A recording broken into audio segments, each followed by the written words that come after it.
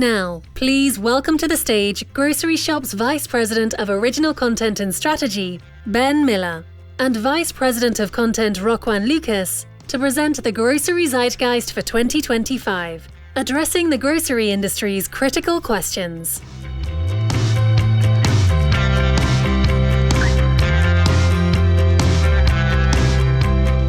Well, good afternoon and a very warm welcome to our Grocery Zeitgeist for 2025. Over the next 20 minutes, we'll combine the key insights from Groceryshop so far with research and conversations over the last year and distill it into one single story.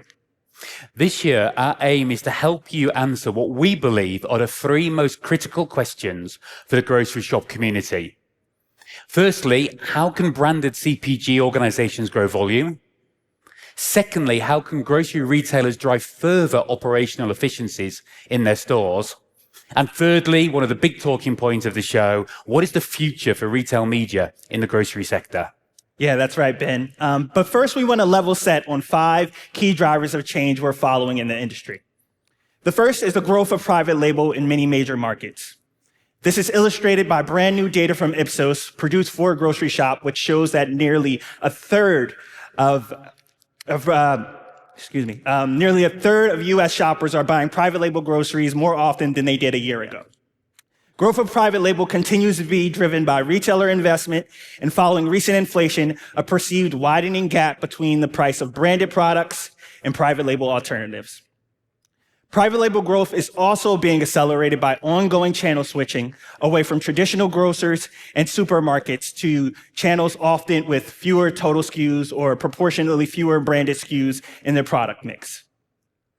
Here in the US, according to our partners at Coresight Research, 6 of the current top 10 US grocery retailers are no longer traditional supermarkets.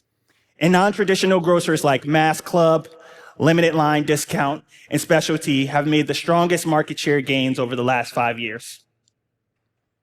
Another element of channel switching, and one not always obvious when looking at total retail figures, is the continued growth of online and grocery. According to the latest data from Brick Meets Click, online grocery sales in the US jumped 14% year on year this past August, surpassing $11 billion that month. Thirdly, consumer confidence in many countries continues to be volatile, centered around economic uncertainty. The latest polling from Ipsos shows that this uncertainty is causing inflation to still be the topic Americans worry about most. Fragile consumer confidence is driving a hunt for value in grocery shopping and encouraging the switching behaviors we've just discussed. Fourthly, demographic changes in many developed economies are reducing household consumption. And these changes include slowing overall population growth rates, the increase in households without children, and the increase in sole person households, which here in the US have doubled in the last 40 years. And then there's finally the impact of GLP-1 medication. Morgan Stanley recently increased its 10-year market size projection for GLP-1 use by 50% to $150 billion. And Kantar Research has discovered that an incredible 46% of shoppers say that since starting on GLP-1 medication, they have a new go-to grocer. So in addition to reducing the volume of food purchased, GLP-1s are leading many users to rethink almost everything about their food choices. Which brings us to our first critical question. And it's a fundamental challenge for many of you sat in the audience today. As a branded CPG, how can you grow sales volume so critical to driving scale efficiencies and grow your share of shelf? This chart shows the volume and value performance of the 11 leading listed CPGs in Q1 2025. The market conditions that we've just discussed have led to only 3 of the 11 delivering volume growth, selling more items. And of these, only one, Danone, has a product portfolio focused on core food categories. So we believe putting volume growth back into your brands requires a unified blend of digital demand creation and physical product satisfaction. It means reframing how you think about availability in your organization to cover both product availability and mental availability. So let's start with what we mean by product availability. So maximizing this and share of shelf, whether physical or online distribution, is a traditional commercial capability of any scaled CPG. So to win here, therefore, leans into those brilliant basics, ensuring your tactics are evolving, though, to meet the market conditions we've just discussed. We're going to call out 4 areas of focus. First is ensuring that your work with retailers on fixtures and planograms is maintaining pace with the development and penetration of private label. Secondly, ensure your channel distribution strategy is aligned with the growth opportunities, which may require new products, pack sizes, or routes to fulfill customer orders. Thirdly, digital shelf optimization is a critical skill for CPGs. And according to our friends at DCG, key capabilities to win in the future will include the ability to deliver personalization, audience segmentation and targeting, and to try and control as much of that shopper journey as possible, as we just heard Poppy talking about. And finally, ensure your innovation pipeline reflects key consumer trends, especially health initiatives and interventions that have the potential to create significant disruption for many categories. GLP-1 users, for example, need small portions, high protein and on-the-go convenience, plus digestive support with nutrient-dense yet easy-to-digest solutions. Now, much of this may feel like a refocus or a retrain of your existing muscles. Yet the skills required to build mental availability with today's customers and to capitalize on the ongoing growth of grocery e-commerce requires you to really pump your more recently developed digital capabilities. Because whilst the point of purchase still remains physical in the majority of cases, for many retailers and brands, the point of influence of critical demand creation are increasingly digital. Look, it's a topic I got to explore with some senior leaders just a couple of months ago at our Shop Talk Europe show in Barcelona. And I want to share a couple of insights. One came from Jordi Bosch, who is Chief Commercial Officer at Nestlé. He shared that already over 70% of Nestlé's investment in media is digital. And central to its approach is building data to unlock personalizations to then create better shopping experiences. It's exemplified by Nestlé Purina's Pet Finder program, which provides comprehensive information and advice to pet owners and is a rich source of first-party data for Nestlé. Meanwhile, Mark Carena, president of Mars Snacking in Europe, shared that they have more than doubled their investment in digital media in the next 5 years and are following a strategy of prioritizing earned and shared over paid. So what does that look like? Well, a recent activation from their Snickers brand is a great example. It features the infamous soccer coach Jose Mourinho, and you can ask the tool to create and send AI-generated, personalized, motivational messages from Jose. Prioritizing earned and shared media is also central to how many organizations are thinking about the evolution from search engine optimization to optimizing for AI agents. It's a discipline that's so new, the industry hasn't really settled on a standard name for it, though many people are leaning towards GEO, Generative Engine Optimization. So we're going to go with that. The hypothesis is that agentic tools will draw more from articles, blogs, and social posts than from corporate sites or even sponsored content. And it's leading to more investment and cooperation with influencers, journalists, and commentators to drive that mental availability and the GEO. So, to wrap this session, we believe the unlock for branded CPGs facing volume challenges is firstly to rethink availability, placing equal focus on product and mental availability. It's about doubling down on the brilliant basics of driving physical points of sale and focusing on the changes in the retailer and consumer landscape that we've just discussed. And then thirdly, to build and spread that critical digital muscle. Now, this can include incorporating digital centers of excellence into wider commercial teams, always a delicate balance of maintaining hard-built expertise with the need to upskill a wider business's digital capabilities. And also to ensure your KPIs and budgets are as aligned as they can be across sales, marketing, and that your agencies are able to provide full funnel commerce solutions. So having just focused on CPGs, we now want to shift our attention to grocery retailers. One theme across so many of our recent conversations with grocers is their pressure to keep finding more operational efficiencies, especially in store. It's a perennial challenge that doesn't get easier. Chain grocery is already a highly efficient industry running on wafer-thin margins that generate profit through scale and process. And we believe the unlock to finding even more efficiencies must come through the adoption of the latest technologies, especially AI. While AI and machine learning have long played a core role in operational processes from demand planning to route optimization, new opportunities and applications for grocery companies are emerging. CB Insights has tracked that so far this year, 20% of all completed venture deals have gone to AI companies, a doubling from 2022. And amongst the companies receiving funding are, of course, solutions that can assist grocery retailers. In fact, we feature some of these companies across Groceryshop, from sessions on our tech track to our store tomorrow on the show floor.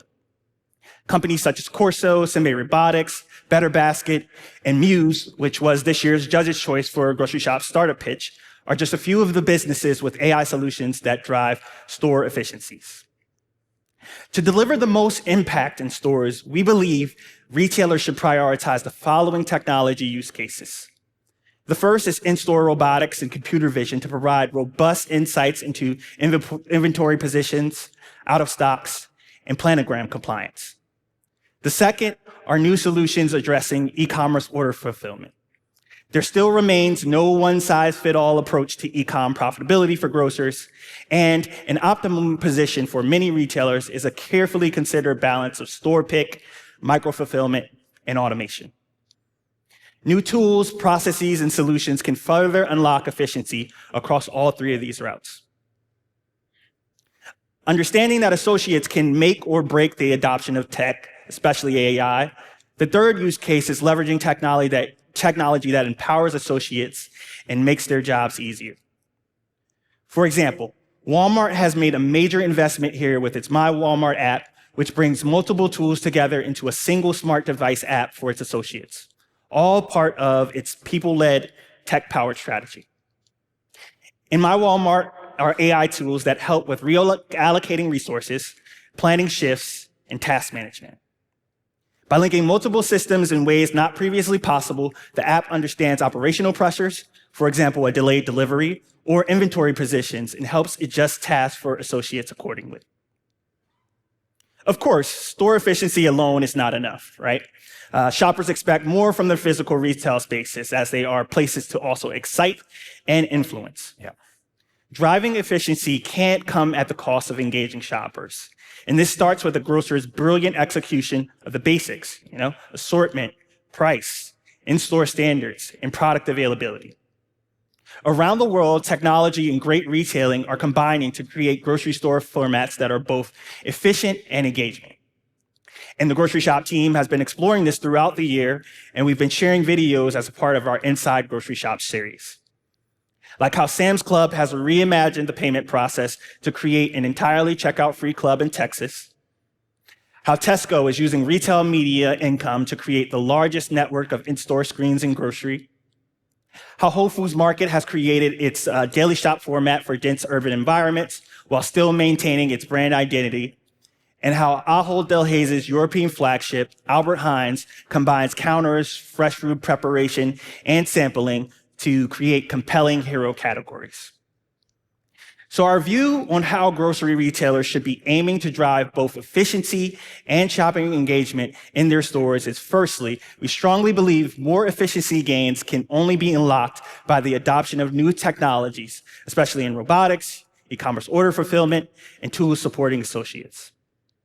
Secondly, when it comes to tech adoption in stores, involve store associates early in the process, and recognize with AI in particular, new tools, training, and even structures may be required for store teams. And thirdly, to engage, excite, and inspire shoppers, retailers must continue investment in design, hero categories, and the customer experience. So for our third critical industry question, we want to assess what's been one of the biggest talking points in our industry and at the show. What is the future of retail media in grocery? Because we believe it has entered the next age in its development.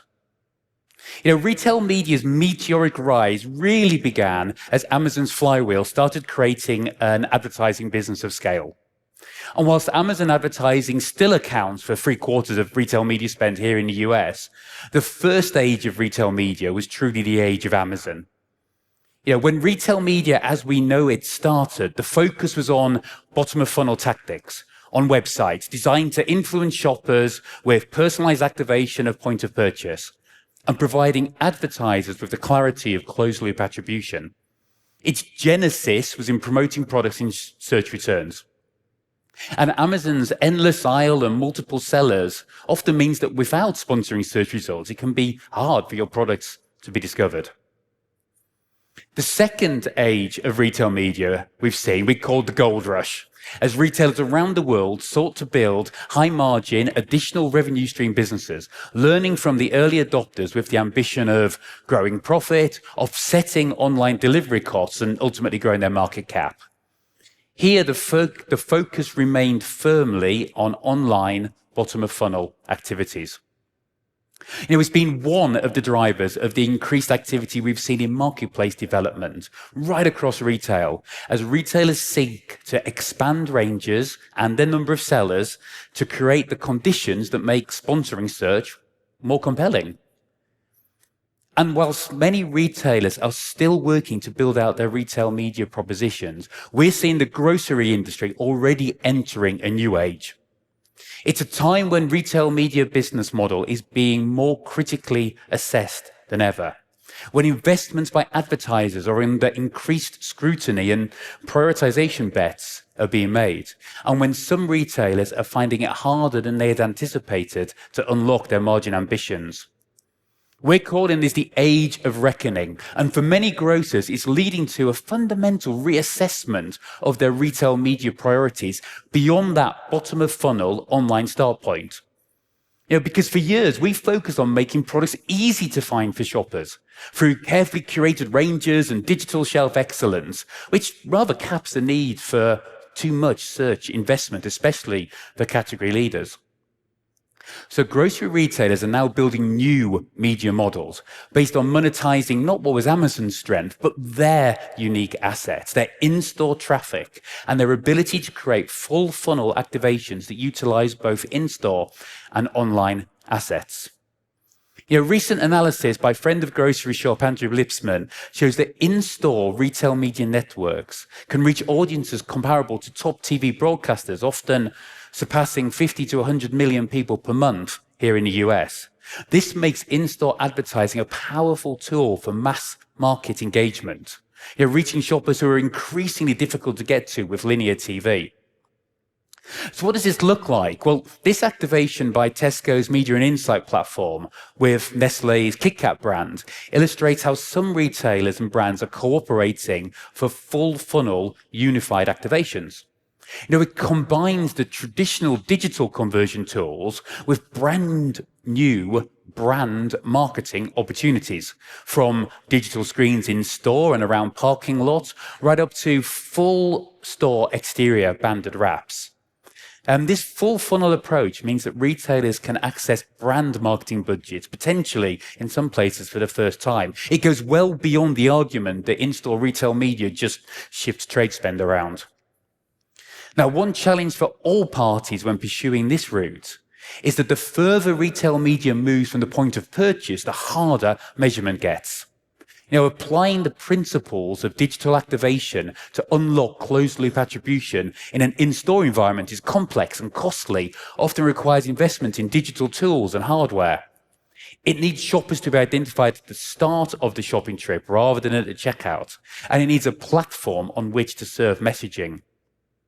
Solutions to achieve this continue to be developed, trialed, and in some places rolled out. And examples include the latest iteration of Instacart's Caper Cart, clip-on smart card solutions like Shopix, which began trial in Waitrose in the UK last month, and especially expanded scan and go functionality in apps like Costco is currently trialing.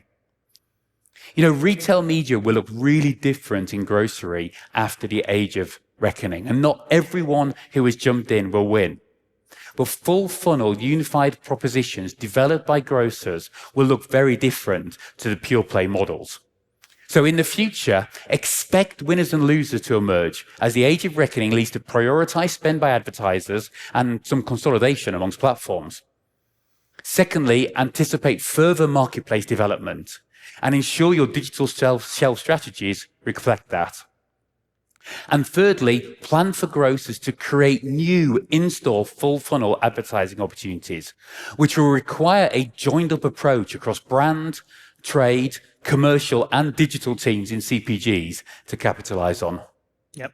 So 3 big questions, and we hope both the last 20 minutes and the prior 3 days have provided answers, insights, and stimulation for you. And we'll be back tomorrow morning for the Grocery Shop Key Takeaways. So we hope to see you then, or even better, on the beach later. Thank you.